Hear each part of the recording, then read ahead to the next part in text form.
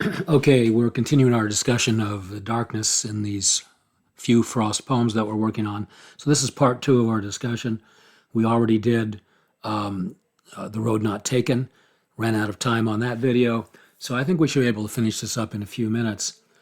When you look at this particular poem, it on the surface, it's this beautifully, snowy evening, quiet.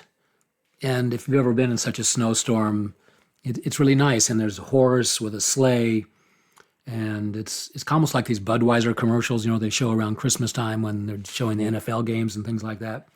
And they've got the the sleigh going through the woods, pulled by the Clydesdales horses. You may have seen some of those. But there's a darkness in this poem as well. So let's take a look at this and go through it briefly. Whose woods these are, I think I know. His house is in the village, though.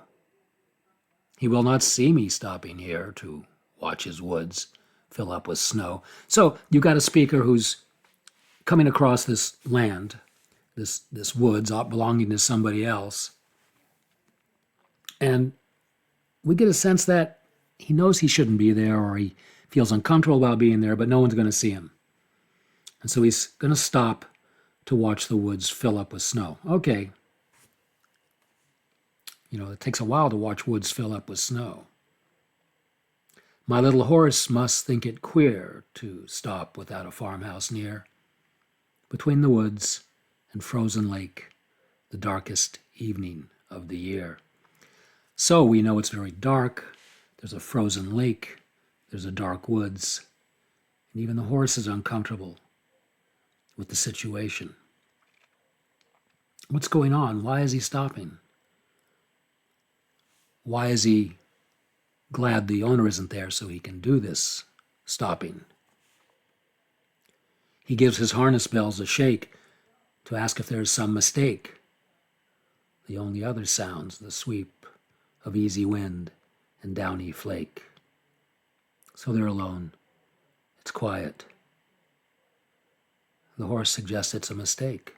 Why is the speaker drawn to this spot, the darkest evening of the year? Why? Why does he want to stop there in the middle of some kind of snowstorm? The woods are lovely, dark, and deep. But I have promises to keep, and miles to go before I sleep, and miles to go before I sleep. Okay. The woods are lovely, dark, and deep. He's attracted to these woods. The key word in this stanza is the word but. But what? What would he do if there weren't a but? Would he stay there? Obviously, he has promises to keep. He can't stay there. But why would he want to stay there? These promises to keep.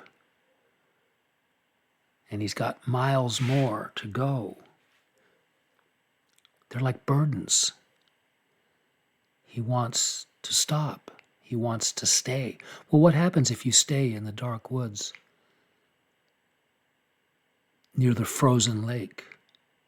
You're going to die. You're going to freeze to death. You're going to sit down. You're going to go to sleep. And you're going to die. But as he says, he's got miles to go before I sleep. And miles to go before I sleep. The repetition indicates it's something dark on his mind. And it's those miles and promises that make him so tired, those burdens that he carries. And those are the same burdens that keep him from sitting down, going to sleep, and freezing to death. This is a poem about suicide. That's the way most critics read it. It's lovely, but it's also dark and deep. Okay, yeah, there's a lot of darkness in Frost. Let's go to one final small poem. And again, if you were taking an American Lit class, my American Lit class, we do more Frost poems, and you can see this theme of kind of an inner darkness, emotional darkness, expanded in surprising ways sometimes through many of his poems. This is Fire and Ice. It's very straightforward. Some say the world will end in fire. Some say in ice. From what I've tasted of desire, I hold with those who favor fire. But if I had to perish twice, I think I know enough of hate to say that for destruction, ice is also great and would suffice. Very pessimistic poem. Of course, fire and ice, passion and coldness, love and hate, seems to be what this poem is about. Because as he says in line 3, from what I've tasted of desire, desire meaning, love, sex, passion, I hold with those who favor fire. So if he's got to go, he might as well go in a burst of passion. Love is just as destructive as anything else. Now that's a very pessimistic viewpoint, that love is destructive. But what about coldness? What about hate?